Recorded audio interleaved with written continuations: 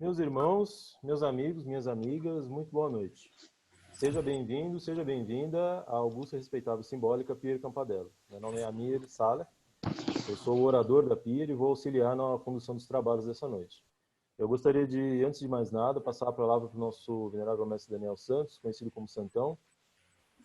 Boa noite, venerável mestre está aí? Boa noite, meus irmãos. Boa noite, meu Amir.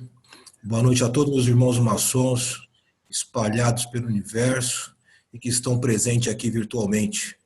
Meu mucuyu aos meus mais velhos, aos meus mais novos. Colofé para todos que é de Colofé e Mutumbá, a todos de Mutumbá. Axé a todos meus irmãos de fé. Hoje, mais uma vez, a nossa loja tem a honra de receber o nosso irmão, né, Ricardo, o nosso irmão Rodrigo, com um tema muito interessante, porque hoje atualmente nossos templos estão sendo perseguidos por causa da intolerância religiosa. E sendo assim, teremos uma oportunidade de conhecer um pouco mais sobre as religiões afros e tirarmos nossas dúvidas. Declaro aberta a nossa sessão virtual. Muito obrigado, venerável mestre. Nós, aqui na Pier Campadello, queremos assumir um papel de liderança nas transformações políticas e sociais, para que sigamos na direção de um futuro melhor para todos. Não nos contentamos em ser meros espectadores da história, nem um simples reflexo da sociedade, a cada dia mais conservadora, retrógrada, discriminatória e intolerante. Acreditamos que somente a política e jamais a coerção ou a violência pode ser a mediadora das tensões sociais. Nós defendemos a democracia e consideramos execrável a apologia ao totalitarismo. Acreditamos que a tolerância é o princípio cardeal das relações humanas e somos intolerantes apenas com a própria intolerância. Nessa noite, temos o prazer de receber nosso irmão Rodrigo Facas com a palestra As Religiões Afro-Brasileiras. O que são as religiões afro-brasileiras, afinal de contas? Como se inserem em nossa sociedade e na maçonaria? Qual é a relação com o Estado laico e com a intolerância religiosa? Rodrigo Facas é mestre maçom, pós-graduado em Direito Empresarial pela Universidade Presbiteriana Mackenzie, e ele possui 2 formações teológicas sacerdotais umbandistas, na Federação Umbandista do Grande ABC e no Colégio de Umbanda Pai Benedito de Aruanda. Pedimos sempre que os irmãos mantenham seus microfones fechados e abram apenas quando forem se pronunciar. Por favor, coloque no chat do Zoom o seu nome, o nome da sua loja, e se for maçom, né, e o seu e-mail. Se puder, coloque também o número do seu telefone. Para fazer perguntas em viva voz, por favor, utilize o recurso de levantar a mão, que temos aqui no Zoom. Você pode fazer também perguntas através do chat. Lembrando que essa palestra está sendo gravada e ficará disponível a partir de sexta-feira no site da Pier Campadello, que é www.piercampadello.org, onde está também toda a nossa programação. Rodrigo Facas, boa noite. Seja bem-vindo a Pier Campadello. É uma honra tê-lo aqui conosco nessa noite. Boa noite a todos meus irmãos. Me ouvem? Perfeitamente, irmão. Perfeito. Como o nosso venerável começou aí, eu gostaria de também saudar a todas as vertentes religiosas, Saravá para quem é de Saravá, Mutumbá para quem é de Mutumbá, Colofé para quem é de Colofé, bênçãos trocadas a todos aí, os presentes das religiões afro-brasileiras no nosso encontro de hoje. Deixo o meu abraço fraterno a todos os meus irmãos maçons, a todos os meus irmãos de fé e a todos os meus irmãos em Deus, que somos criaturas do mesmo Pai. O objetivo do nosso encontro não é estar propagando uma diferenciação religiosa entre uma e entre outras. Vocês vão ver que aqui no nosso bate-papo de religiões afro-brasileiras, nós vamos estar indo além, falando, por exemplo, de outros assuntos, de outras vertentes religiosas, mas a nossa principal proposta aqui é que vocês possam entender um pouco mais da nossa fé, da nossa religiosidade. Por que eu digo nossa? Porque eu sou um praticante ativo na religião, porém na religião de Umbanda. E então a nossa proposta está realmente desmistificando alguns pontos que muitas vezes são ensinados para nós desde muito criança ou no decorrer da vida já adulta, aonde passamos a ter alguns dogmas, alguns preconceitos, alguns entendimentos errôneos de alguns assuntos.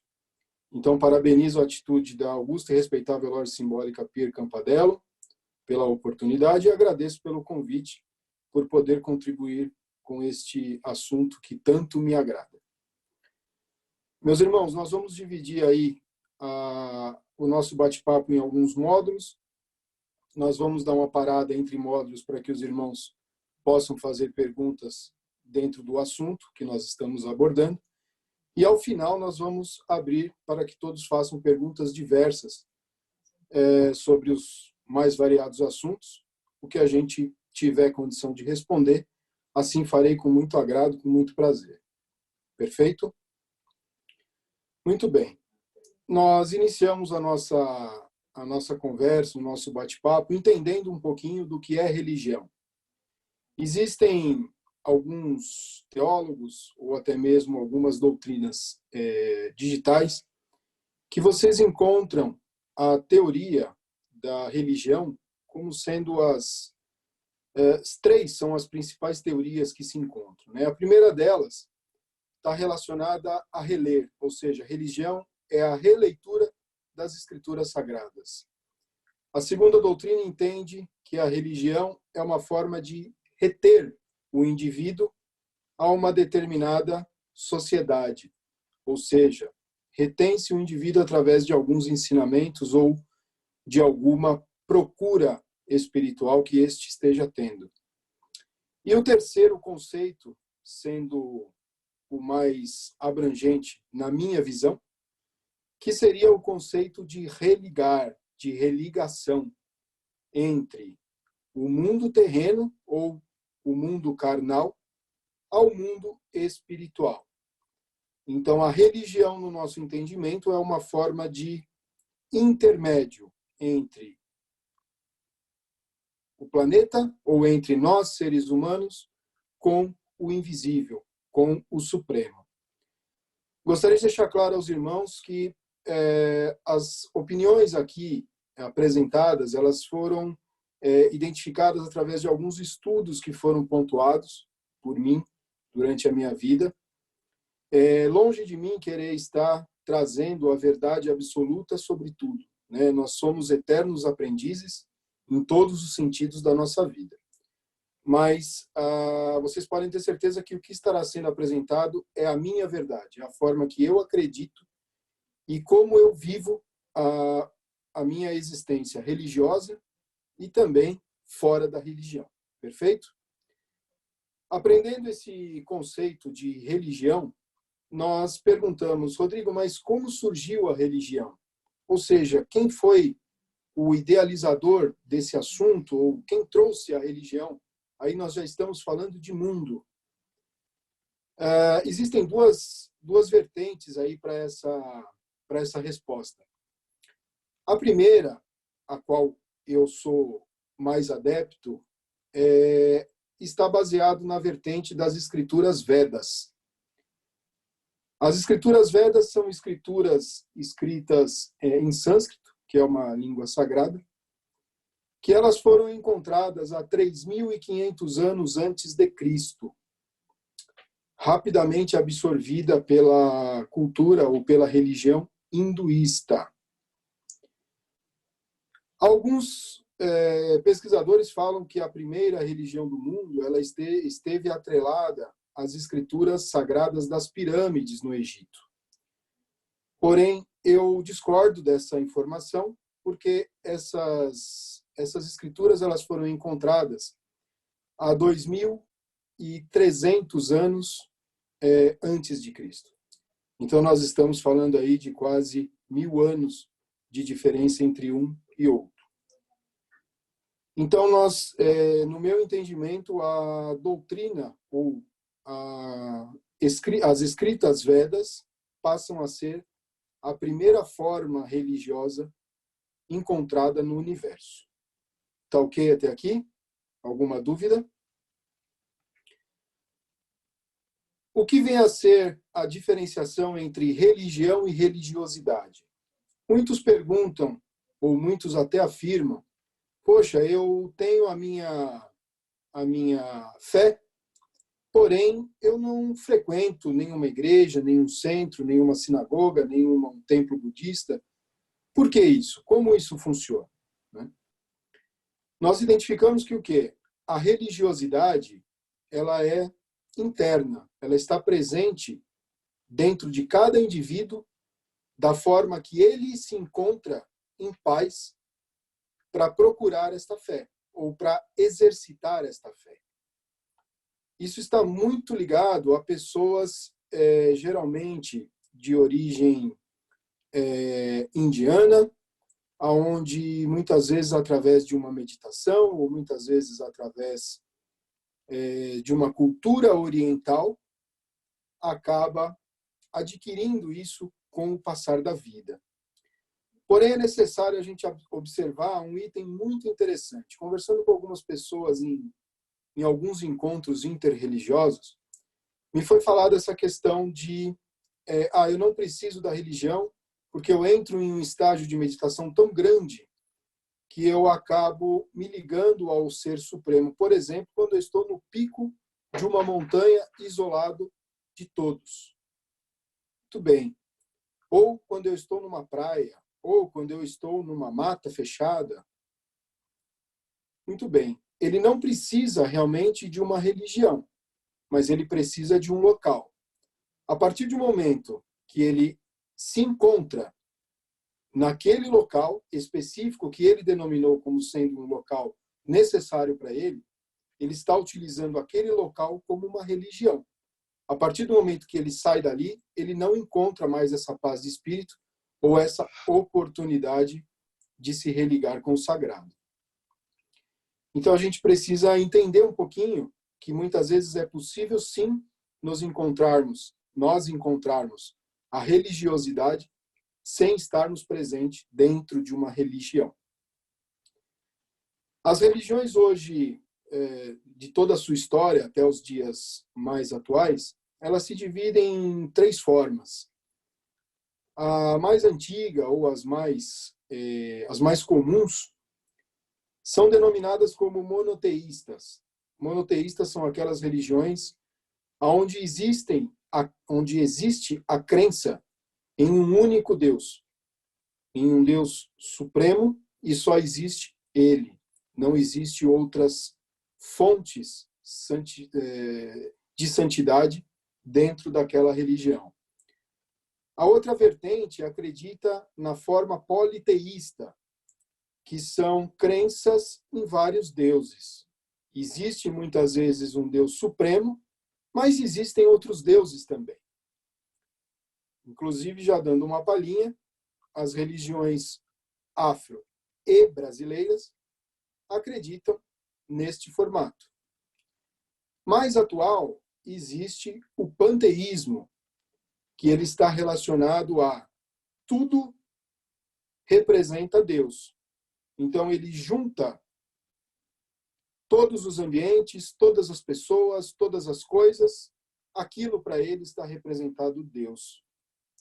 Nós temos aí muitas pessoas praticantes de alguns segmentos religiosos que, eu não mato inseto, ou eu não como determinado tipo de carne animal, e assim sucessivamente tem alguns rituais, onde eles acreditam que a partir do momento que eles estão fazendo isso, eles estão ferindo, ou eles estão matando a própria crença deles, que muitas vezes ali está representando Deus.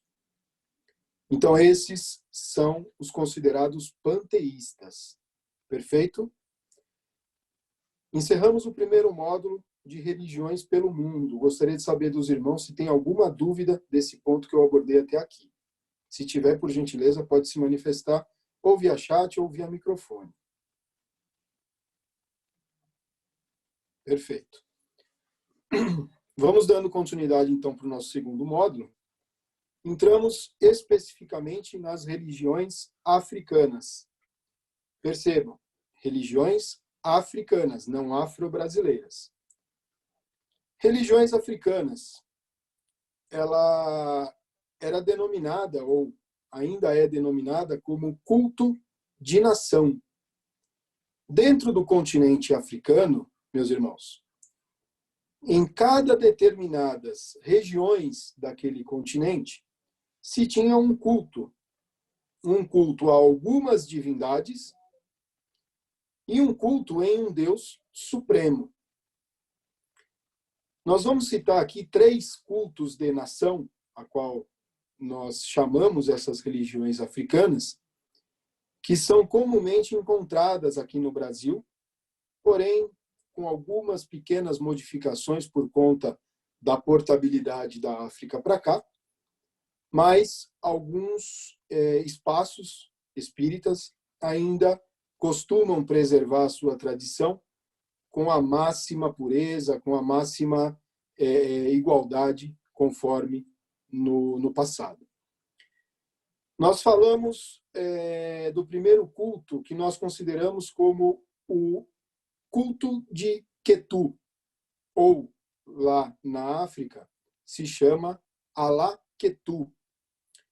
Toda a região da Nigéria tinha a forma de culto denominada Ketu, ou Ala-Ketu, aonde eles tinham o seu Deus e as suas divindades, a qual nós vamos entender lá para frente. Na região, por exemplo, de Angola, eles consideraram a religião Bantu, ou Bantu. Então, eles tinham também as suas divindades e tinham também o seu Deus supremo. E na região do Togo, eles têm uma cultura religiosa denominada Jeje. Então, vocês percebem que dentro do mesmo continente, a forma de culto ela é parecida, não igual, mas ela é muito parecida, porém, cada qual com as suas divindades, cada qual com o seu Deus supremo. Então, aqui nós fechamos a questão de religião africana, exclusivamente. Nós vamos mais para frente falar um pouquinho desses deuses, desse Deus e dessas divindades a qual eles cultuam. Entramos num assunto aqui um pouco, não digo delicado, mas um pouco a qual possa parecer prepotência da nossa parte, em estarmos classificando ou estarmos qualificando o que é Deus, o que são deuses e o que são divindades. A figura de Deus, ela está formada dentro de nós desde praticamente quando nascemos. Então, nós temos a figura do Papai do Céu, nós temos a figura do Senhor que tudo fez, tudo faz, tudo crê. Ou seja, aqueles princípios que todos nós conhecemos, que é a onisciência, a onipotência e a onipresença, formando aí uma tríade. Porém, meus irmãos, pouco se fala, ou muitas vezes se torna um pouco esquecido, a oniquerência. Né? O que vem a ser a oniquerência? A oniquerência ela está relacionada a tudo que Deus quer acontece, ou seja, nós acreditamos que todos os aspectos relacionados à vida estão relacionados a Deus. Então, acredito que 99,9% dos irmãos aqui presentes hoje praticaram a oniquerência. Como, por exemplo, se Deus quiser, hoje eu estarei assistindo essa palestra, ou se Deus quiser, hoje eu estarei almoçando, e assim sucessivamente. Então, não é o nosso propósito estarmos qualificando a figura do Deus Supremo, mas sim mostrando para vocês, como eu disse, o nosso entendimento. Nós temos também os deuses. Como eu falei, algumas culturas trabalham com deuses, ou acreditam em deuses. Isso é muito comum, por exemplo, na cultura grega, na cultura romana, na cultura egípcia. O que difere o Deus Supremo para os deuses? Os deuses, eles não são onipotentes, ou seja, eles não podem tudo. Muitas vezes eles estão limitados a um determinado assunto, como, por exemplo, um Deus do amor, um Deus da guerra, um Deus da vegetação e assim sucessivamente. Então, eles fazem essa separação e fazem a sua forma de culto a esses deuses individualizados, que são as religiões politeístas que eu falei para vocês agora há pouco. E nós temos também as divindades. O que são divindades? São ser sobrenatural, divinizados, muitas vezes mitológicos, na maioria das vezes criados por Deus, quando se trata de um ser sobrenatural, que se tornaram divinos por diversos assuntos. Né? Nós temos muito comum no mundo os santos, né? Os santos católicos, por exemplo. Eles são seres divinos que foram santificados por alguns motivos que o levaram àquela canonização. Então, são divindades que receberam esse título por mérito através de algumas ações que fizeram em vida ou não. Por que ou não? Porque existem aquelas situações onde se santifica um santo através de uma série de milagres relatados por seguidores que informam que, por diversas vezes, fizeram alguns pedidos a algum santo e esse santo o atendeu. Então, ele se tornou um milagre. A partir que se tornou um milagre, ele se tornou um ser divino. Alguma dúvida até aqui, meus irmãos? Meus irmãos, se quiserem se manifestar, é só se manifestar, não esquecendo de abrir o microfone. Alguma pergunta no bate-papo, meu irmão? Que eu estou sem acesso ao bate-papo. O nosso irmão Mazak, ele está verificando sempre o bate-papo. Não, por enquanto, até agora nenhuma. Perfeito. Muito bem. Nós vamos aqui fazer alguns, não vamos falar em comparativos, mas nós vamos citar alguns exemplos do Deus Supremo presente em algumas religiões, entre elas a africana, que mostra que, por mais que se tenha uma nomenclatura ou uma escrita diferente, não o torna o Deus de um mais importante ou mais poderoso ou mais sensato do que outro. Então, nós temos, por exemplo, no Islã, os seus seguidores cultuando o Alá. As mesmas características que nós temos, ou particularmente que eu tenho, do meu Deus, é a mesma que o Islã tem de Alá. A mesma consideração, ou a mesma fé que o judaísmo tem num Deus que ele não consegue escrever o nome dele em letras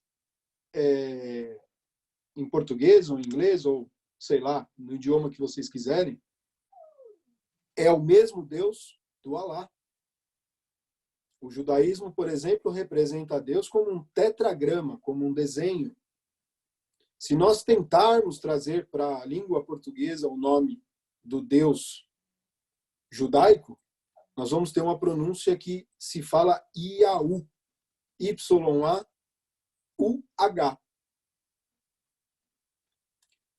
Dentro do Ketu, ou do Alaketu, que eu falei para vocês agora há pouco, eles cultuam um Deus chamado Olorum. Dentro do Bantu, eles têm um Deus chamado Zambi. Dentro do Jeje, eles têm um Deus chamado Mahu. Agora, veja que interessante. O Deus do Jeje é um Deus duplo. Como assim, Rodrigo? Eles entendem Deus como o masculino e o feminino, representando o Sol e representando a Lua. Ah, Rodrigo, por que eles consideram isso? Eles são errados? Claro que não. É a forma que eles acreditaram. Mas é o Deus onipotente, é o Deus oniquerente, é o Deus onipresente e o onisciente, que eles acreditam nessa forma. Ou seja, meus irmãos, a crença de todas as religiões, elas são iguais. A única coisa que nós encontramos de diferente é a forma escrita do nome de Deus ou do Ser Supremo e a forma que se cultua. Mas a crença individual é a mesma para todas as religiões. Falando de deuses, agora nós vamos encontrar algumas particularidades aí que são bastante interessantes. Se nós abordarmos, por exemplo, deuses ou deusas egípcias, nós vamos estar falando da deusa Ísis, que é uma deusa responsável pela ressurreição. Muito comum essa palavra entre os católicos, ressurreição. Ou para os kardecistas, reencarnação, alguma similaridade? Vamos pensar. Osíris seria um deus, também egípcio, responsável pela vida após a morte. Então, todas as vezes que se precisa de uma ressurreição, os egípcios, eles evocam os poderes da deusa Ísis. A partir do desencarne de um egípcio, eles evocam o poder daquele deus Osíris. Os gregos, por exemplo, eles têm a Afrodite como a deusa do amor. E eles têm, por exemplo, Atena como a deusa da sabedoria. Mas todos eles têm o seu deus supremo. No caso do grego, é Zeus. E no caso do Egito, é o deus Ra, que eles representam como o sol. Percebem que eles têm o seu deus individualizado dentro de alguns campos, mas eles acreditam no Deus Supremo deles. Agora vem uma coincidência ou uma análise que cabe a nós fazermos. Eu falei aqui de Osíris, por exemplo, que é o deus da vida pós-morte. Engraçado que no culto africano nós temos um deus ou uma divindade, a qual chamamos de Abaluayê, que é a mesma energia ou a mesma crença que os gregos têm em Osíris, nós temos em Abaluayê. Será que as energias são similares ou não?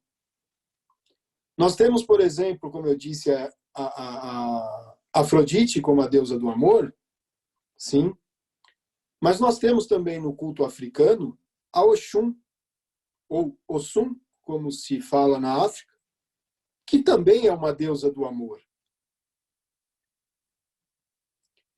Então, assim, meus irmãos, são reflexões que cabe a nós fazermos, que independente do nome, independente do segmento, ou independente da região onde você está ou tem a sua criação, a egrégora, elas são as mesmas. Dentro da cultura africana, nós vamos ter as divindades, que podem ser considerados como deuses. Por exemplo, o Bantu, eles cultuam uma classe chamada Inquice, que é considerado a natureza. No Jeje, eles cultuam Vodum, muito difamado aí em alguns postes do meio da rua. Faço Vodú, não é a mesma coisa, meus irmãos. Eu falei Vodum. E o Ketu, ou Alaketu, eles cultuam Orixá, ou Orissá, como se diz na África. Acredito que este nome já é mais familiarizado a vocês. Dessa forma, eu encerro aqui o segundo bloco. Alguma dúvida referente a esse assunto que nós abordamos até aqui? Fiquem à vontade. Meus irmãos, se alguém quiser fazer qualquer observação, é só abrir o áudio do seu microfone e se pronunciar. Lembrando que também pode ser feitas perguntas pelo chat. Poxa, que bom. Ou que ruim, né? Sei lá. Muito bem. Vamos entrar no propriamente o tema da nossa palestra, que são as religiões afro-brasileiras. O que são religiões afro-brasileiras?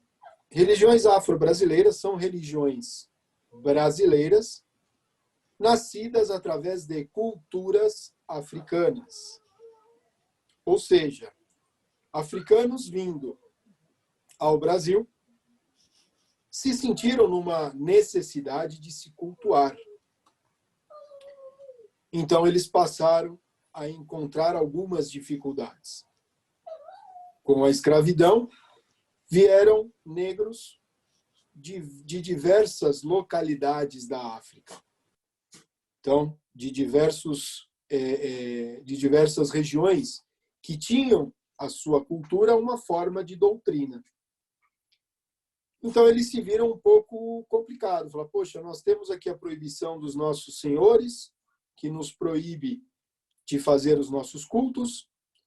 Nós temos a dificuldade de comunicação. Nós temos alguns irmãos que veio de um lugar e outros que vieram de outros. Muito bem, e como nós vamos fazer? Então, eles passaram a criar subdivisões dentro daquela crença que eles já tinham, a qual nós denominamos religiões afro-brasileiras.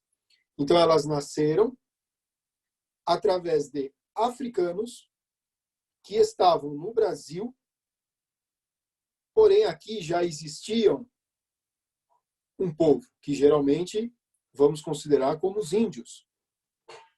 Então se viram numa sinuca um pouco complicada. Então aí nós vamos ter lá para o ano de 1600 a criação de uma religião onde é extremamente comum hoje em dia, conhecida por, acredito, 100% dos senhores, das senhoras, que é o candomblé. Acredito que todos já tenham ouvido falar no candomblé.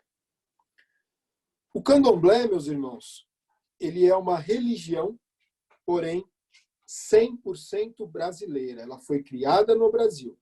Ah, Rodrigo, ela tem fundamentos africanos? Sim, tem. Mas ela foi criada e nascida no nosso país. Justamente por quê? Porque como tinham essas diferenças de cultos, eles se sentiram na necessidade de se criar uma forma aonde se agradasse todo mundo. É mais ou menos como eu e mais 10 irmãos, um evangélico, um católico e um umbandista, e assim sucessivamente, nós criamos um culto onde nós conseguimos agradar a todos nós 10. Então, o candomblé, lá para o ano de 1600, ele foi criado por conta desta necessidade. Perfeito? A partir daí, meus irmãos, principalmente por conta da cultura indígena, passou-se a ramificar, ou passou-se a criar outras religiões afro-brasileiras difundidas do próprio candomblé. Algumas mais comuns, outras nem tanto, mas nós vamos citar as principais aqui, que eu acredito que alguns de vocês já devam ter ouvido falar. Então, lá para o ano mais ou menos de 1730, 1750, foi criado um culto chamado culto à Jurema Sagrada, onde se misturou a cultura indígena e a cultura africana e passou-se a criar um culto à Jurema Sagrada, cujo o seu ritual se chama catimbó. A sua liturgia se chama catimbó. É a mesma coisa. Perfeito? Nós temos também uma criação lá para o ano de 1800, 1800 e pouquinho. Nós vamos falar aí entre 1800 e 1900, tá? Nós tivemos no sul do país uma religião chamada Batuque. Geralmente, ela foi, na verdade, iniciada no Rio Grande do Sul, sendo expandida para toda a região sul do país. Nós temos aí lá para 1850, 1860, o Babassuê. Ela foi criada na Amazônia. Nós temos a Cabula, que foi criada na Bahia. Agora vem um culto interessante. O culto chamado Macumba. Mas existe um culto chamado macumba? Sim, existe. Ele foi criado no Rio de Janeiro. Mas o que vem a ser macumba? Macumba vem a ser uma árvore africana. Um tipo de árvore que dá na África.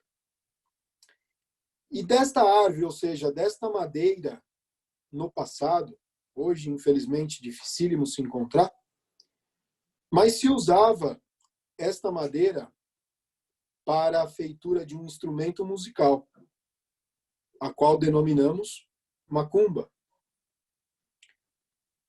O tocador desse instrumento, ele era denominado como macumbeiro.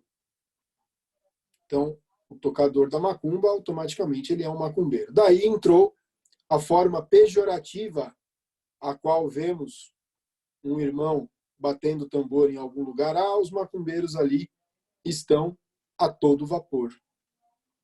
Então, é errôneo, meus irmãos. Macumba é um instrumento musical produzido da madeira de uma árvore chamada macumba. Perfeito? Isso se tornou um culto no Rio de Janeiro, como eu disse. Hoje, muito pouco se tem espaços para batuque, mas foi muito forte nos anos passados. E nós temos ainda a pagelança, que está relacionada muito fortemente com a cultura indígena, mais no norte do país, onde porque os índios até então eles já tinham a sua forma de culto, né? Então eles precisavam encaixar a forma deles de culto com a dos africanos. Então passou-se a ter a pagelança, também é uma outra religião afro-brasileira. E finalmente, em 1908, para ser mais preciso, no dia 15 de novembro deste ano, surge a tão conhecida, a tão falada Umbanda. Como surgiu a Umbanda, ou o que ela trouxe de novidade dentro deste contexto de religiões afro-brasileiras? Primeiro, que a Umbanda ela foi criada por um espírito. Ela não foi criada por um homem. Isso é relatos, inclusive de pessoas ainda vivas, felizmente, que tiveram a oportunidade. Então, no ano de 1908, uma pessoa chamada Zélio Fernandino de Moraes, cujo era um militar, filho de familiares católicos, começou a apresentar alguns problemas de saúde desconhecidos pela ciência ou desconhecidos pela medicina. Este irmão, ou esta pessoa, chamada Zélio, foi então convidada por um vizinho de rua a participar de uma sessão espírita na Federação Espírita do Rio de Janeiro, neste ano. Chegando lá, ele foi convidado prontamente a se sentar a uma mesa de reunião mediúnica. Os kardecistas vão entender bem o que eu estou falando. E neste encontro ocorreu uma manifestação mediúnica neste médium, ou neste jovem, onde se manifestou um espírito que se materializou para outras pessoas que estavam na mesa como a forma de um caboclo, como a forma de um índio. E, imediatamente, este espírito foi indagado. O que você faz aqui? Aqui não é lugar para você.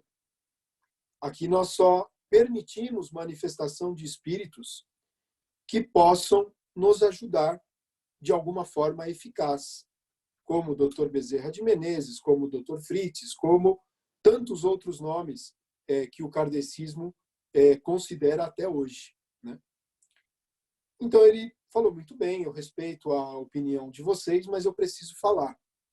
Como aqui eu não tenho lugar para falar, eu gostaria de deixar marcado, com os presentes que assim quiserem, que no dia de amanhã, pontualmente às 20 horas, eu estarei me manifestando de novo através deste aparelho, ou deste médium, que na época ele chamou de aparelho, e a partir daqui vai ser fundada uma nova religião.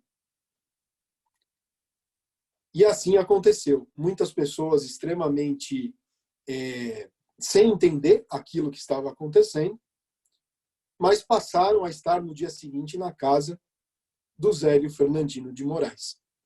E realmente este índio se manifestou novamente e foi perguntado a ele, ou entidade, ou espírito, ou irmão, como é seu nome? Da onde vem? Ele falou, a partir daqui, eu me chamarei Caboclo das 7 Encruzilhadas. Todo mundo achou estranho, mas por quê? Porque ele falou, não terá caminhos trancados para mim a partir de agora. E a partir deste dia, deste encontro, este caboclo, ele determinou, ou ele ensinou a forma de se fundir, ou de se iniciar uma religião em nosso país. A partir daí, em 15 de novembro de 1908, se surgiu a Umbanda. Porém, a partir deste início, desta criação, passou-se a ter mais um problema. Qual era? O país ele continuava miscigenado. Ele continuava tendo grande parte africano, grande parte indígena, mas também tinham os europeus.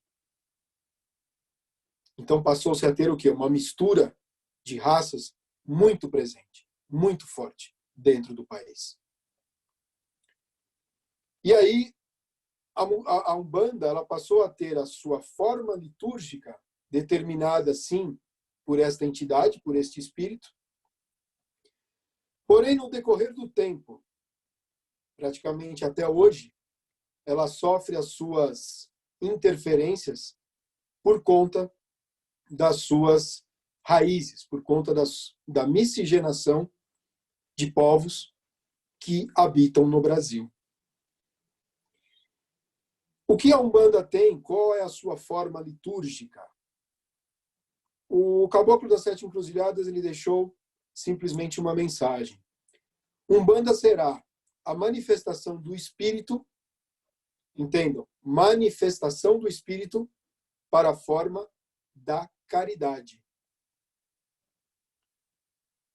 A forma que ele determinou a religião foi restrita a esta frase, onde aprenderemos com que menos sabem, aprenderemos com os que mais sabem e ensinaremos aos que menos sabem.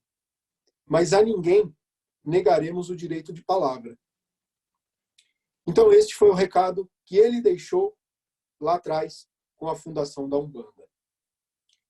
A sua forma de culto ela é muito particular, varia muito de casas para casas. Por quê?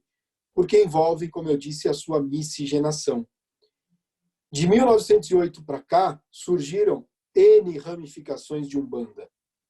Então, hoje, eu não vou saber falar em números exatos, porque isso surge a cada dia ou a cada semana, mas nós podemos tranquilamente falar aí acima de 25 tipos de Umbanda no nosso país. Por quê existem essas ramificações? Pela crença individual de cada um, desde muito antes. Então, por exemplo, uma pessoa que tinha na sua família uma cultura kardecista e ela se encontrou num caminho para a Umbanda, ela começou a praticar uma Umbanda chamada Umbanda Branca, que é uma Umbanda onde não se trabalha com atabaques. Se trabalha com fluidificação, se trabalha com água, se trabalham com menos elementos comparado a outras Umbandas. Já aquele povo que veio de uma cultura mais sólida africana, por exemplo, eles optaram pela Umbanda Omolocô, que é uma cultura um pouco mais voltada para a mistura com as religiões africanas. Aqueles irmãos que optaram por seguir o ensinamento completo do caboclo, optaram pela Umbanda, a qual chamamos tradicional, e de 20 anos para cá, os que optaram por seguir o nosso irmão Rubens Saraceni, optou a seguir a Umbanda Sagrada. Então percebam, meus irmãos, isso são alguns exemplos que eu dei, mas hoje existe esotérica, Umbanda mística, Umbanda N, Umbanda Z, existe N tipos de Umbanda. Mas a essência da religião ela é a mesma. Ela é a manifestação do Espírito para a prática da caridade. Alguma dúvida até aqui? Por favor, podem se manifestar. Meus irmãos, se quiserem se manifestar, sempre é possível, só não esquecendo de abrir seus microfones. Meu irmão, eu tenho duas coisas a dizer. Tem algumas questões aqui colocadas no chat. A primeira delas é um comentário do irmão Valcreis Júnior. Eu me arriscaria a dizer que cada casa faz a sua Umbanda, mesmo aquelas que participam de algum grupo específico. As próprias casas que seguem a doutrina do Rubens têm as suas individualidades litúrgicas. O irmão Neemias fez uma pergunta que é: qual a diferença entre a Umbanda e a Quimbanda? Bacana. Desculpa, eu não entendi o nome do primeiro irmão que você falou aí. Valcreus e Júnior. Valcreus. O irmão Valcreus ele está correto. Realmente é isso que eu falei. Cada casa ela tem a sua forma de culto. Por quê? Porque ela vem com um histórico ou familiar ou de crença do dono, ou do dirigente, ou do sacerdote daquela casa. Então, por exemplo, se o dirigente dessa casa X, ele veio de uma cultura familiar kardecista, por exemplo, ele vai se afinizar muito facilmente com a Umbanda branca. Porém, se a cultura religiosa deste sacerdote for, por exemplo, de religiões africanas, ou seja, se o pai dele ou o avô dele foi iniciado em Ketu, em Jeje ou sei lá o quê, ele vai seguir para uma Umbanda misturada, ou uma Umbanda traçada, que nós chamamos, que é uma mistura de Umbanda com o Candomblé, ou a Umbanda ao Molocô. Enfim, então realmente ela está atrelado a cada centro, segue a sua doutrina, mas a sua essência é a mesma, que é o que eu disse, a manifestação do Espírito para a prática da caridade. O irmão citou do nosso irmão Rubens Saraceni. Sim, o Rubens ele fez o quê? De 20 anos para cá, pouco mais de 20, lá para os anos de 98. Ele procurou trazer, através da sua mediunidade, algumas respostas a qual muitos antigos não tinham ou muitas vezes não queriam passar. Porque eles falavam, não, isso é segredo meu. Eu não vou passar para os meus filhos, ou eu não vou passar para o meu irmão de fé que tem o centro aqui do lado da minha casa. Isso eu vou usar só para mim. E o Rubens ele fez o quê? Ele fez, pelo contrário, ele resolveu difundir aquele conteúdo que ele recebeu através das suas doutrinas. Tanto é que hoje ele é o maior autor de Umbanda, seja em romance, ou seja, doutrinário, de livros umbandistas. Então, assim, são formas de ver a religião diferente, mas o que eu quero dizer para os irmãos, que a religião ela é a mesma em qualquer centro que está sendo praticada. A sua essência ela não muda. Claro que existem os bons e existem os maus. Eu estou falando em pessoas, como em todas as religiões. Existem o padre correto e existem o padre que assedia criança. Existe o pastor que visa uma vantagem financeira e tem o pastor que não visa. Tem o dirigente umbandista que faz o trabalho de forma séria e tem o dirigente umbandista que não faz o trabalho de forma séria. Assim como nas profissões, tem o advogado bom, o advogado ruim, o médico bom, o médico ruim, e assim sucessivamente. Dentro da nossa ordem, nós temos valorosíssimos irmãos, e felizmente é a maioria, e nós temos alguns irmãos nem tão bons assim. Então, acredito que deu para ficar claro aí a colocação do nosso irmão, do primeiro que eu coloquei, da primeira pergunta que você narrou, meu irmão. A segunda pergunta, o irmão pergunta sobre Quimbanda. Vamos lá. A Quimbanda, ela é uma vertente contrária à Umbanda. Rodrigo, a Quimbanda ela é do mal? Não. A Quimbanda real ela não é do mal. O que difere da Umbanda para a Quimbanda? A Umbanda ela trabalha com forças duplas, ou seja, forças que nós chamamos de direita e forças que nós chamamos de esquerda. Por quê? É o mal e o bem? Não, não é o mal e o bem.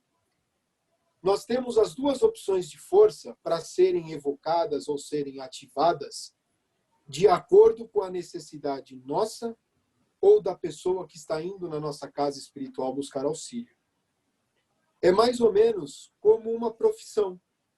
Eu não vou chamar, por exemplo, um médico para trocar um cano no banheiro da minha casa. Eu vou chamar um encanador. Mas eu não vou chamar um eletricista para tratar a minha hipertensão arterial. Eu vou chamar um médico. Dentro da Umbanda, nós temos essa liberdade de trabalharmos com as duas forças para que elas sejam evocadas de acordo com a necessidade nossa, sempre preservando a vontade do nosso Deus, a qual nós chamamos em muitos lugares de Deus, de Zambi, de Olorum, de Olodumare. Enfim, cada casa tem o seu nome do Deus Supremo, mas a essência é a mesma. Então, a Quimbanda, ela não trabalha nesse formato. A Quimbanda, ela trabalha somente com uma única força, que é a força esquerda. Ah, então essa força esquerda, ela só faz o mal? Claro que não. Pelo contrário.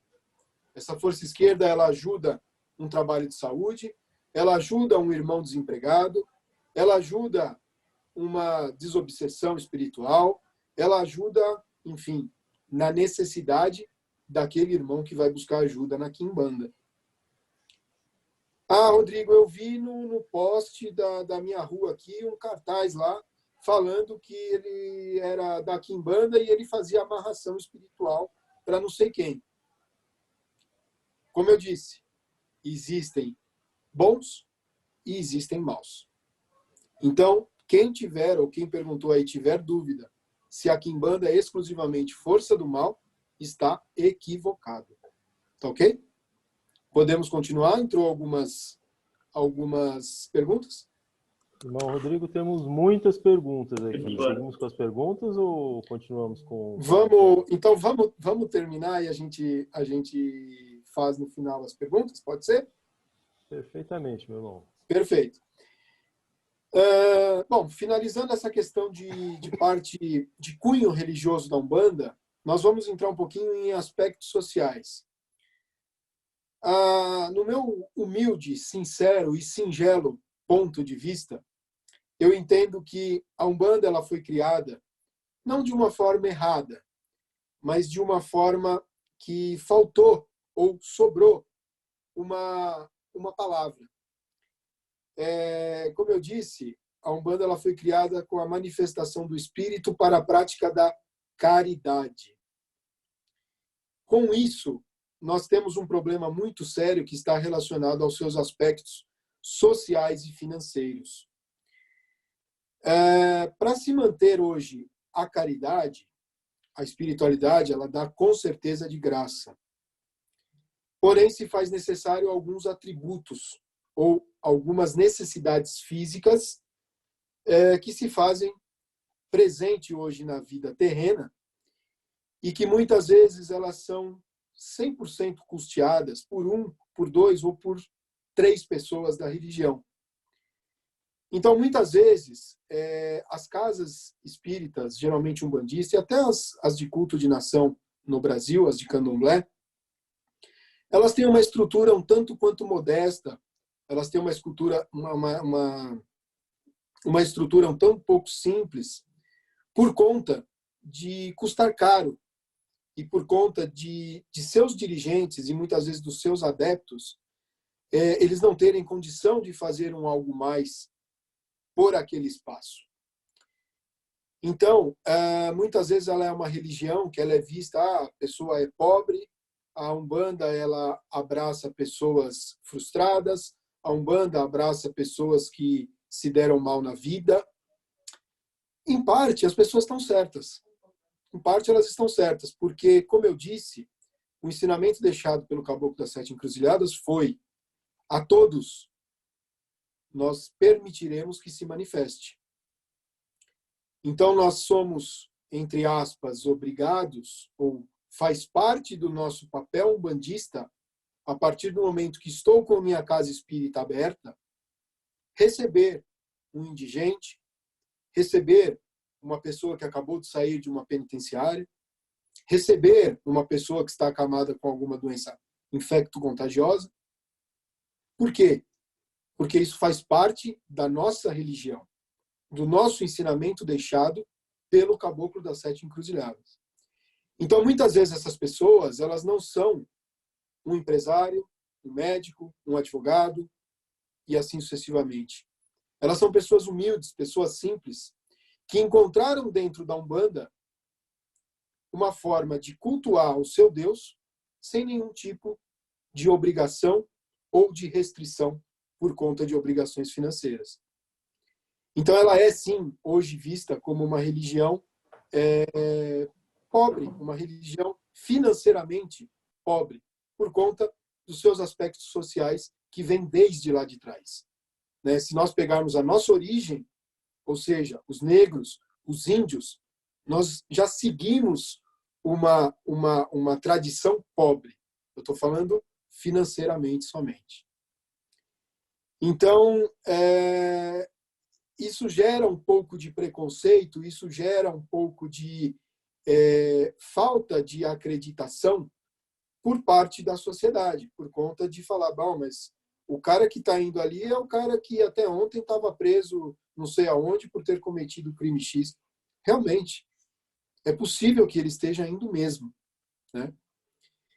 Então, dá para a gente entender que a sua origem humilde, ela seguiu até hoje. Claro que, felizmente, isso dia a dia muda. Oportunidades como essa aqui fazem que a gente alavanque o nosso conhecimento, que a gente veja a religião de um outro modo, de um outro aspecto. Mas a gente vive um problema extremamente sério no nosso país, que está relacionado à intolerância religiosa. Rodrigo, a intolerância religiosa ela só acontece nas religiões de culto afro? Não. Ela acontece em todas as religiões.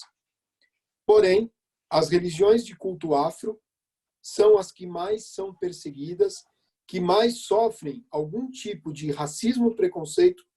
Detalhe, por parte de autoridade? Não. Por parte de irmãos seguidores de outras religiões. O que é mais triste. Então, hoje, só para a gente ilustrar o que eu estou falando, nós temos alguns dados do Ministério dos Direitos Humanos. De 2015 para 2017, nós tivemos um caso registrado de racismo e preconceito a cada 15 horas no Brasil. Isso não é dados meus, são dados levantados do próprio Ministério dos Direitos Religiosos. Em 2019, em São Paulo, foram registrados 238 casos de racismo e ou intolerância religiosa. Ou seja, os primeiros 8 meses do ano de 2019, nós tivemos um episódio de racismo ou intolerância religiosa. É triste, meus irmãos, porque esse racismo, essa intolerância, esse crime ou esses crimes praticados, eles vão além da fé. Eles vão muitas vezes na pessoa do sacerdote ou da pessoa dos seguidores daquela religião. Cada um de vocês estão convidados a pesquisar no Google, em qualquer ferramenta de internet que vocês queiram pesquisar, intolerância religiosa. Vocês vão ver lá agressões, centros espíritas depredados, demolidos, dirigentes espirituais agredidos, quando não mortos. É triste, meus irmãos, essa realidade. Nós que estamos ligados a algumas federações, nós vemos isso praticamente todos os dias. Em 2019, com este aumento da intolerância que se teve no nosso estado, o governador em exercício na época sancionou uma lei estadual onde pune os condenados por intolerância religiosa a multa, ou seja, passaram a mexer no bolso também desses intolerantes. E multas pesadas, que chegam muitas vezes até a 80 mil reais. Por quê? Para justamente tentarmos, de alguma forma, cessar. Que se faça com que haja um respeito mútuo entre todas as religiões. Nós não pretendemos ser mais nem menos que ninguém.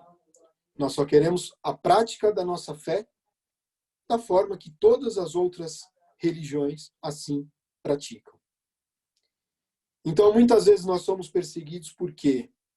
Porque nós não cobramos R$1 de nada nem de ninguém dentro dos centros espíritas, na sua grande maioria. Então, do que os centros espíritas sobrevivem? Eles sobrevivem de doação. Quem quer e quanto quer dar. E isso muitas vezes acaba gerando um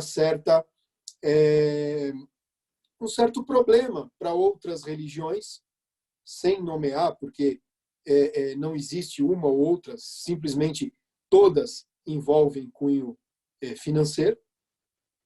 Então, muitas vezes acaba sendo um certo incômodo. Poxa, lá os caras têm o atendimento que eles precisam de forma graciosa e nós não temos. Então, precisamos tirar esse pessoal do nosso caminho. E é assim que a coisa acontece. Triste, mas é a realidade. Nós temos em nossa Carta Magna, em nossa Constituição Federal da República Federativa do Brasil, de 1988, em seu artigo 5º, inciso 6º, a famosa Constituição Federal, nos garante a liberdade de culto sem interferência do Estado, fazendo com que o nosso Estado ou o nosso país seja um Estado a qual nós chamamos de Estado laico. O Estado laico, ele significa o quê? O governo ou o Estado, como poder, ele não interfere na doutrina religiosa de ninguém. Cada qual tem a sua liberdade de culto dentro da sua acreditação. Então, eu acredito que a forma de me ligar ao sagrado é essa, então eu vou praticar. O Estado não tem nada a ver com isso. Ele deixa você ter essa liberdade. Porém, sempre estaremos limitados ao quê? Ao nosso direito terminar quando o alheio começar. Então, a nossa Constituição Federal garante, inclusive prevê algumas tipificações criminosas quando se fere o Estado laico de direito. Que mais que nós podemos falar? Hoje nós temos alguns institutos que nos dão uma base bastante interessante. Primeiro está relacionado ao Disque 100, que é um disque denúncia específico para intolerâncias religiosas e racismo. Nós temos lá, aqui na OAB São Paulo, a Comissão de Direito Interreligioso. E nós temos aí a Força Policial, as delegacias de polícia, a qual nós também encontramos amparo quando sentimos o nosso direito ferido. Então, meus irmãos, a realidade hoje das religiões afro, elas são assim. Estamos mudando dia a dia, graças a Deus. Felizmente, estamos. Mas ainda sofremos muito com essa questão. Então, a minha proposta, o meu desejo é que cada um de vocês aqui presente, a hora que vocês identificarem uma pessoa fazendo o seu determinado culto ou estando numa praia, saudando as forças que lá existem, e verem alguém falar, olha os macumbeiros ali, todos de branco, na beira da praia.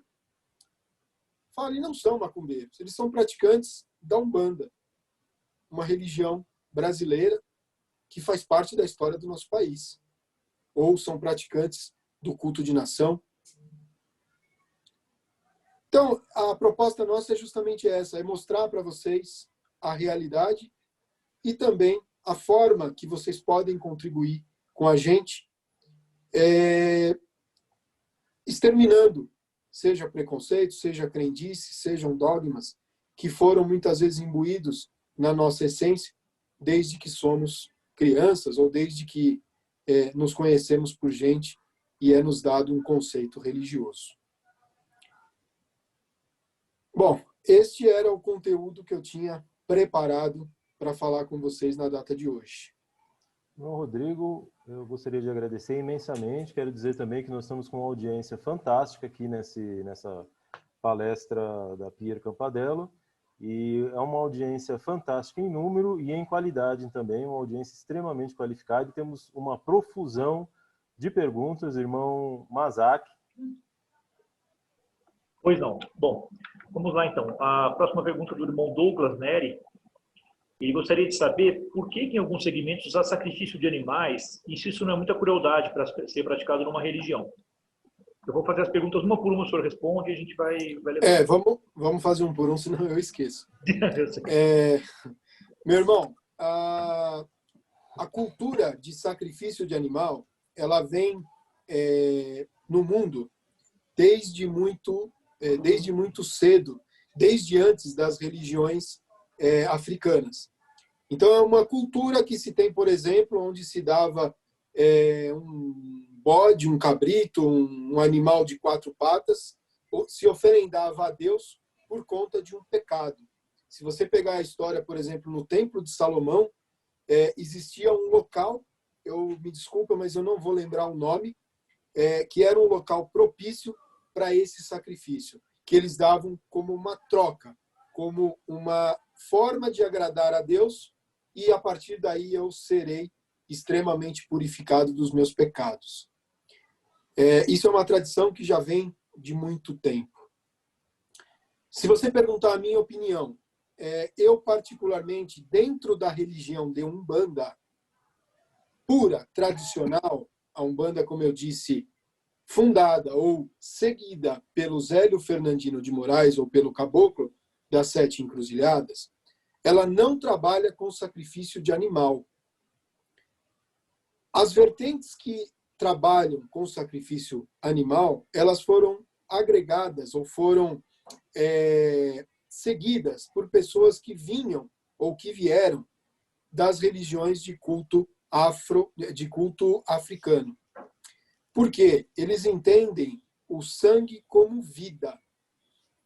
Então, eles dando aquele sacrifício animal, eles entendem que eles estão dando vida a uma determinada coisa, seja a um orixá, seja a um fundamento, seja alguma particularidade daquela casa espírita.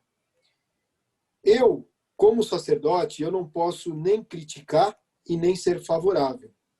Eu simplesmente falo para o irmão e para todos que aqui estão que a casa espiritual a qual hoje eu trabalho, hoje eu dou a minha espiritualidade, ela não trabalha neste formato. Por quê? Porque ela segue algumas doutrinas a qual não se faz necessário esse tipo de sacrifício, que é o sacrifício animal.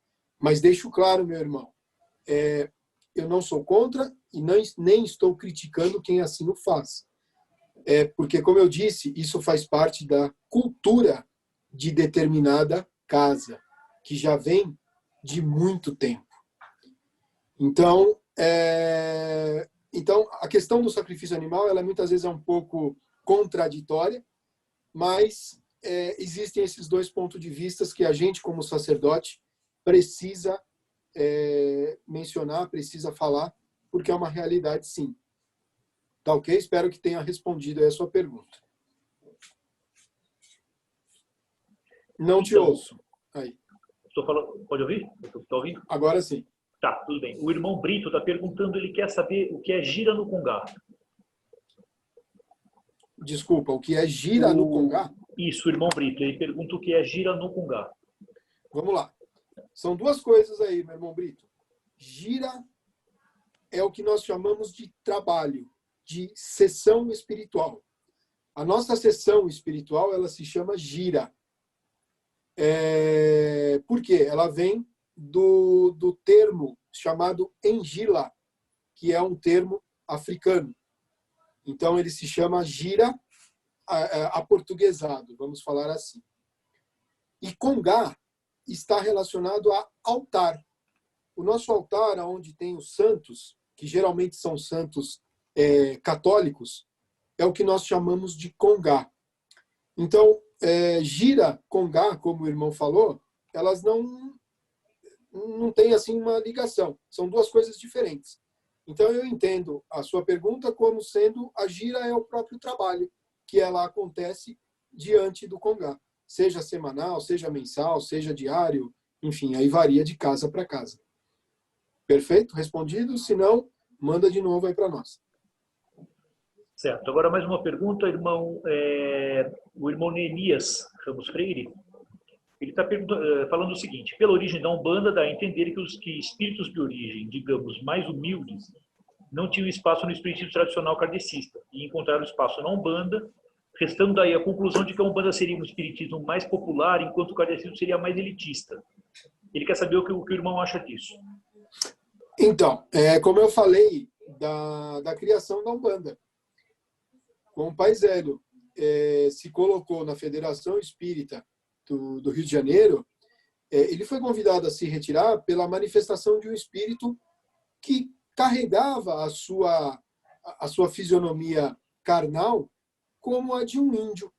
Então, ele não foi bem-vindo ali por conta dele ser um espírito que, a princípio, teria pouco a agregar para aquela sessão espírita. Então, assim, eu não diria que o kardecismo ou a Umbanda se torna mais elitizado ou não, mas eu digo assim, cada qual tem a sua forma de culto e cada qual tem a sua necessidade. A Umbanda, hoje, desde a sua criação, na verdade, ela é uma religião que ela serve para se resolver situações de cunho espiritual de forma rápida e de forma sempre precisa, né? A Umbanda, ela não tem muita, como é que eu posso te falar? Muita enrolação. Se um determinado irmão procura a nossa casa espiritual por ele estar com algum trabalho, vamos falar na linguagem umbandista, se esse irmão ele está com alguma demanda de alguma outra pessoa ou algum espírito sofredor obsessor que está com ele dentro de uma sessão espírita de Umbanda ou dentro de uma gira, é dado a oportunidade daquele espírito se manifestar. Então, nós pedimos para aquele espírito se manifeste e fale o que ele realmente deseja, se é que ele quer falar. Então, é dado a chance para ele se comunicar. Se assim ele desejar, muito bem, ele assim faz. Se ele optar por não fazer, ele é tirado ali de uma forma ritualística, onde ele é encaminhado ao seu local de merecimento. Já o kardecismo, eles trabalham com uma doutrina um pouco diferente, que é uma doutrina de doutrinar mesmo.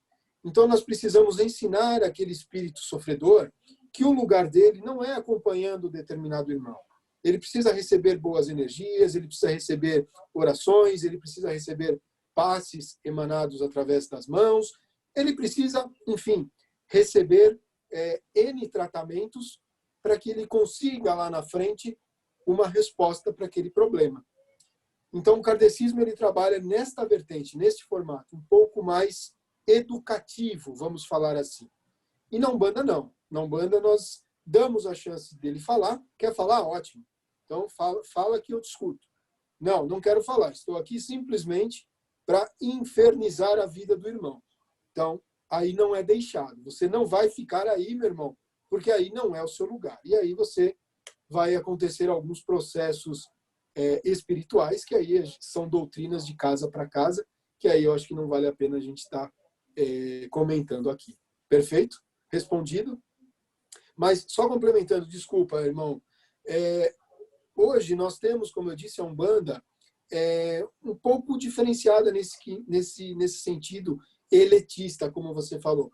Felizmente, nós temos hoje grandes pessoas que têm determinados poderes econômicos, sociais, profissionais, que são hoje praticantes e seguidores e até muitas vezes trabalhadores da nossa religião.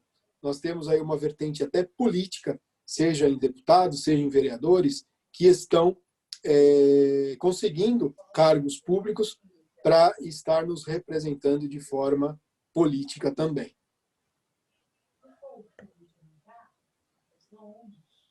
Não te ouço. Agora sim, agora tá. Tudo bem. Então, agora o irmão Trevisan José, ele pergunta, comparado com outros países, que posição está o Brasil no mundo quanto à intolerância religiosa? Então, eu não vou saber te precisar, meu irmão, em que lugar exatamente o Brasil está.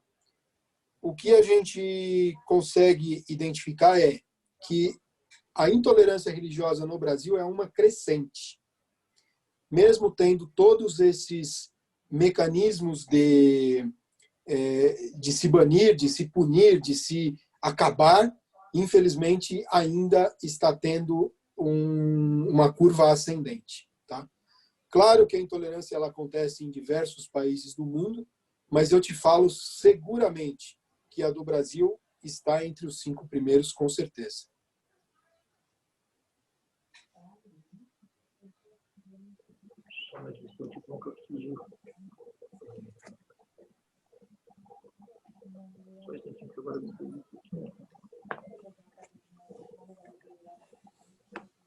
Bom, teu irmão Destro, ele está perguntando.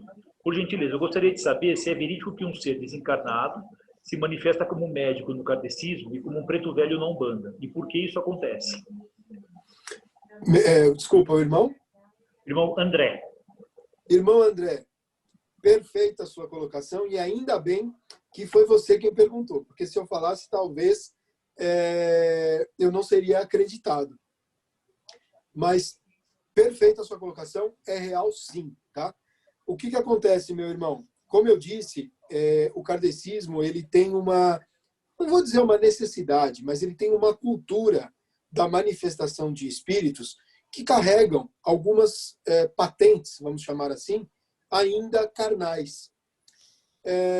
Já a Umbanda não tem essa necessidade, né? A Umbanda ela tem a sua essência, a manifestação do espírito para a prática da caridade. Seja ele que espírito for, seja ele de um negro velho, seja ele de um índio, seja ele de um baiano, seja ele de um Exu, que é uma entidade um tanto quanto contraditória, né? Para os que não têm uma profundidade de conhecimento, mas a Umbanda não é negado o direito de fala, o direito de manifestação a ninguém. Respondendo a sua pergunta, é verdade sim. Agora tem do irmão Fábio Oliveira, se a Umbanda possui alguma escritura sagrada ou um conjunto de textos doutrinários. Meu irmão, a Umbanda não possui um livro da lei, o qual nós conhecemos, o qual nós chamamos aqui, seja como a Torá, seja como a Bíblia, seja, enfim, como tantas outras aí que nós temos. Por que a Umbanda não tem, meu irmão? Porque é aí que eu digo que está a beleza da Umbanda. Porque a Umbanda, ela tem a sua forma de culto dentro de cada casa de uma forma diferente. Uma forma que ela carrega na sua essência, que é a manifestação do Espírito, para a prática da caridade. Porém, a cor de vela que o sacerdote vai usar, a forma de trabalho como ele vai fazer, ela é muito particular, porque ela vem da sua criação, ela vem da sua essência. Então, muitos centros hoje de Umbanda, eles são herdados de sacerdotes que já não estão mais entre nós na Terra. Então, muitas vezes, esses irmãos mais novos da nossa idade, por exemplo, ou da minha idade, eu não sei a idade do irmão que perguntou, muitas vezes eles carregam o mesmo preceito, a mesma doutrina que os mais velhos dele assim faziam. Então, eu digo para você que não seria viável uma codificação da Umbanda. Vou dizer para você que até tentaram fazer algumas coisas em algumas vertentes, prefiro não citar nomes aqui, mas tentaram fazer em algumas ocasiões, algumas situações, mas era humanamente impossível, meu irmão, por conta dessas particularidades que eu falei para você agora há pouco. Então, realmente, não existe codificação e não vejo com bons olhos essa tentativa ou essa supostamente pretensão de assim fazer. Ok. Nós temos o irmão Ramon. Ele pergunta se a Umbanda Branca tem incorporação e se ela tem, qual que é a diferença, se existe diferença entre a incorporação da Umbanda, entre a Umbanda Branca e a Umbanda, ele chama de Umbanda Sagrada aqui, Umbanda Branca ou Umbanda Sagrada. Meu irmão Ramon, meu fraterno abraço para você. A Umbanda Branca, ela trabalha com incorporações, sim, da mesma forma que a Umbanda Sagrada, que é a tradicional, que todas as outras, porém, a Umbanda Branca, ela tem, por exemplo, a linha de esquerda, que é a linha de Exus, Pombogiras, são trabalhos que são fechados, não são abertos ao público. Por quê, Rodrigo? Eles fazem coisa errada lá? Claro que não.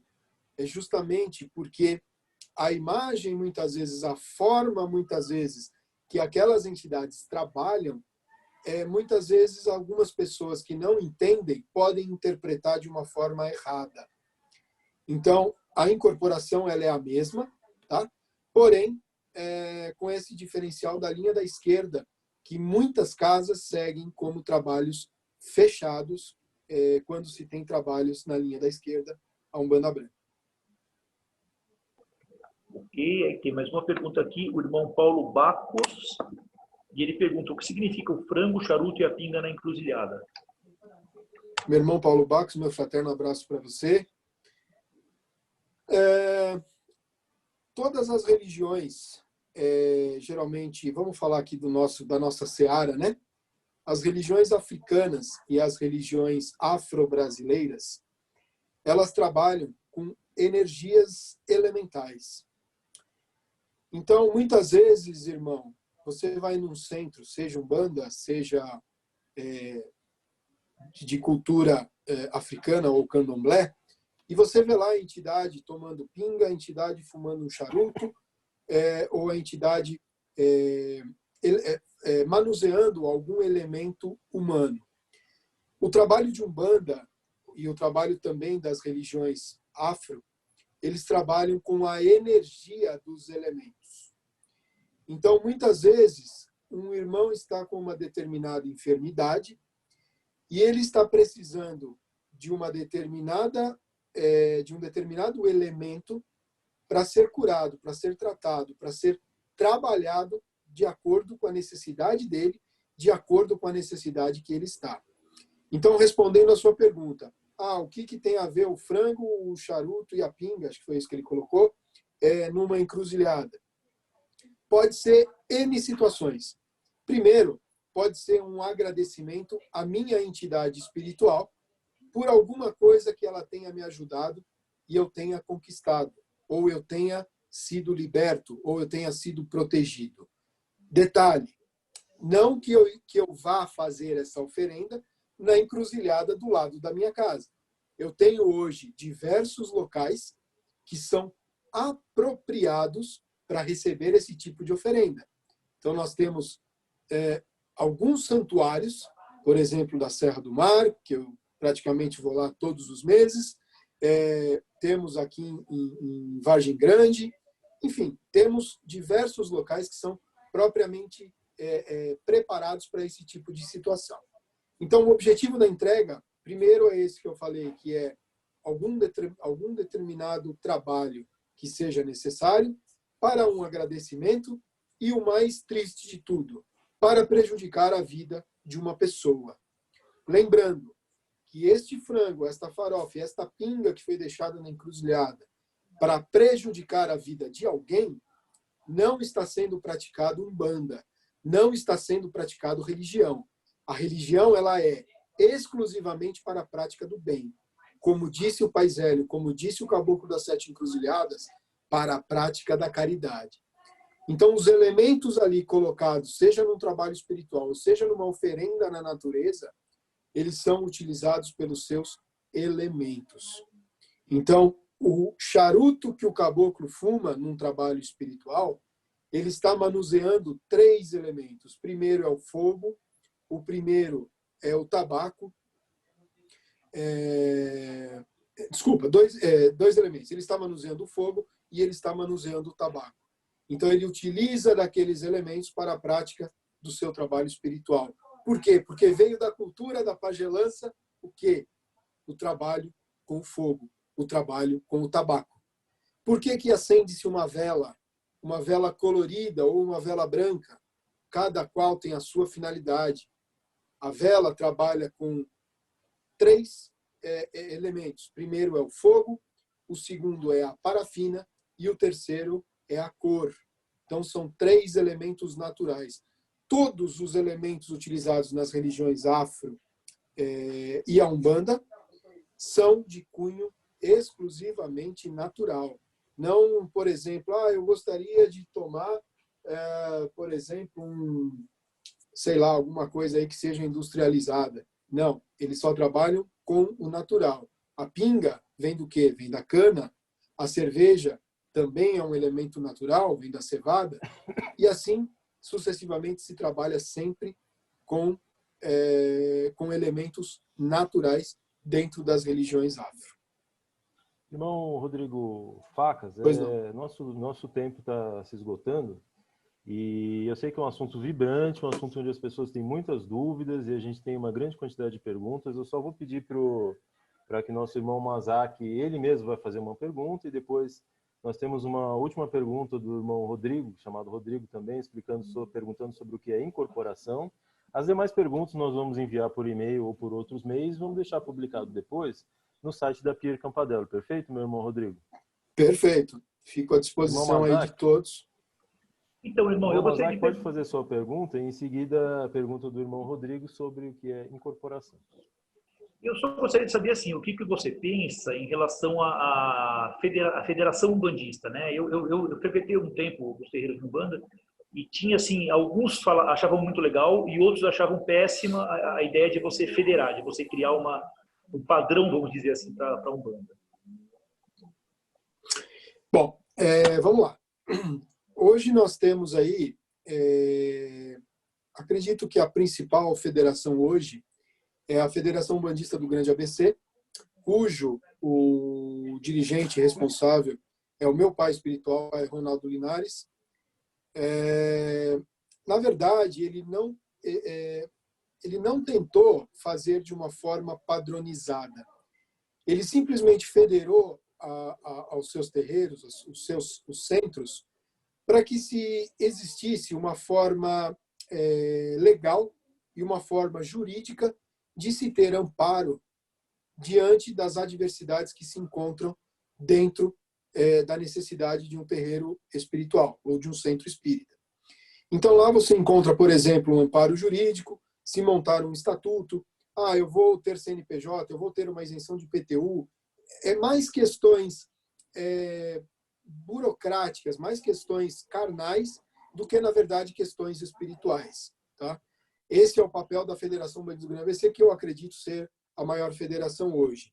Nós vamos ter uma segunda, que não se trata de uma federação, mas se trata de uma doutrina religiosa, que é a Umbanda Sagrada, trazida pelo nosso irmão Rubens Saraceni, aonde ele, não vou dizer que ele padronizou, mas sim ele divulgou alguns conceitos, alguns critérios doutrinários, aonde ele conseguiu identificar ou ele conseguiu atrair diversos seguidores ou diversos adeptos àquela cultura ou àquela forma de culto a qual ele estava trazendo de novidade.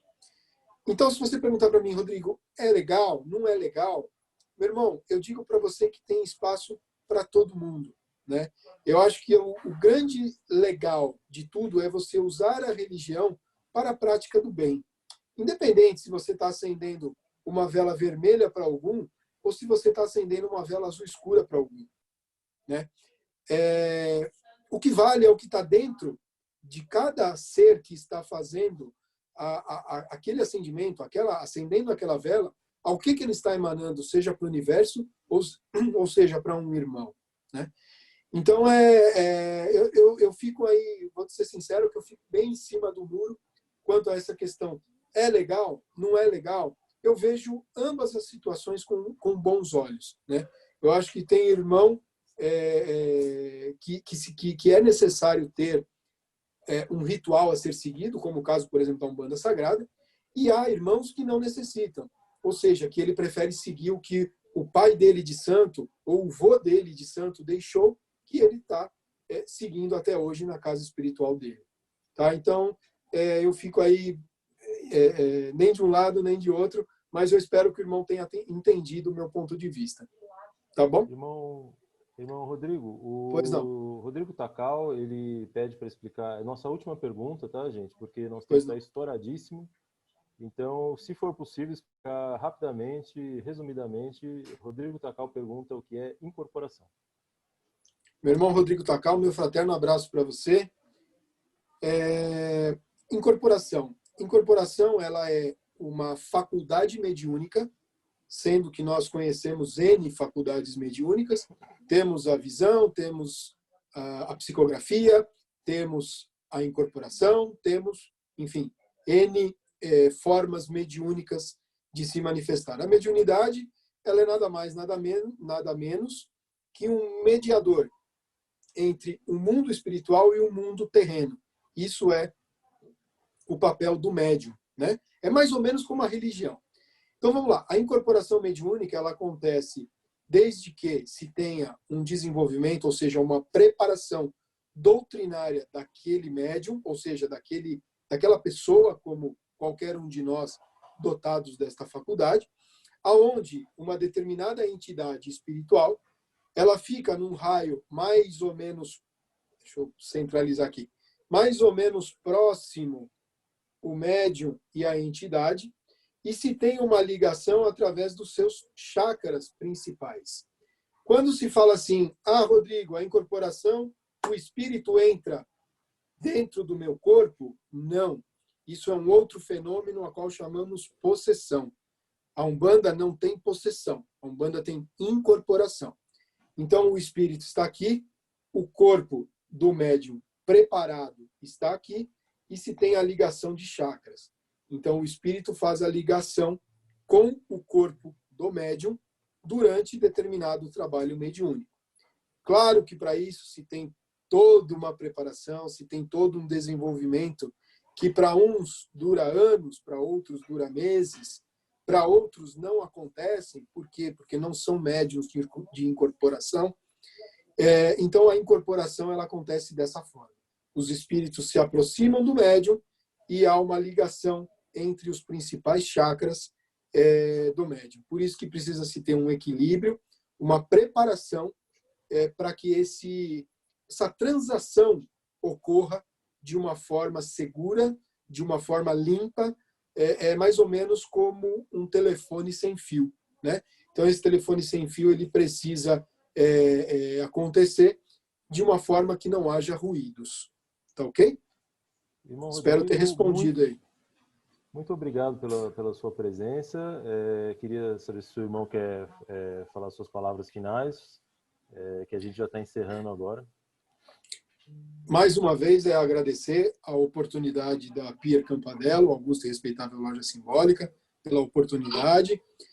Infelizmente, este nosso encontro estava marcado para presencial, mas por conta dessa pandemia aí não foi possível. Mas acredito que não perdemos o brilho através da reunião online, mas fico aí à disposição dos irmãos, caso queira uma nova oportunidade pessoalmente em vossa oficina, estarei à disposição.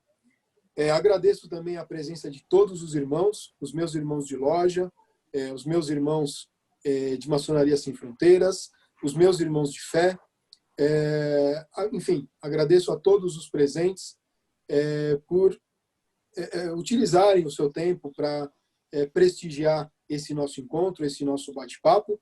E eu fico também à disposição dos irmãos aqui presentes, caso queiram levar conteúdos dessa natureza para as vossas lojas, eu fico à disposição. Acredito que meu telefone, meu e-mail está aí no bate-papo da Pier Campadello. Eu fico à disposição para caso os irmãos pretendam levar esse conhecimento para as vossas oficinas também. Tenho algumas limitações aí de dias, de horário, de região, mas aí a gente acaba acertando pessoalmente. Muito obrigado, meus irmãos. Muito obrigado, Rodrigo. Meus irmãos, meus amigos, minhas amigas, muitíssimo obrigado pela presença de cada um de vocês nessa noite aqui conosco. O papel da Pier Campadello é justamente atuar pela difusão do conhecimento e pela busca de uma sociedade com mais tolerância, com mais liberdade, mais fraterna e menos desigual. É isso que a gente tem feito desde o início. Essa palestra foi gravada e ficará disponível a partir de sexta-feira no site da Pier Campadello. É o www.piercampadello.org. E lá também está a nossa programação. Um grande abraço a todos, um grande abraço, Rodrigo, um grande abraço a Santão, nosso venerável, a todos que estiveram aqui hoje. Tivemos pessoas de Goiânia, pessoas de Portugal, pessoas de toda a parte do Brasil. Muito obrigado a todos vocês. Espero todos vocês nos nossos próximos eventos. Boa noite e uma boa semana para todos. Boa noite, muito obrigado.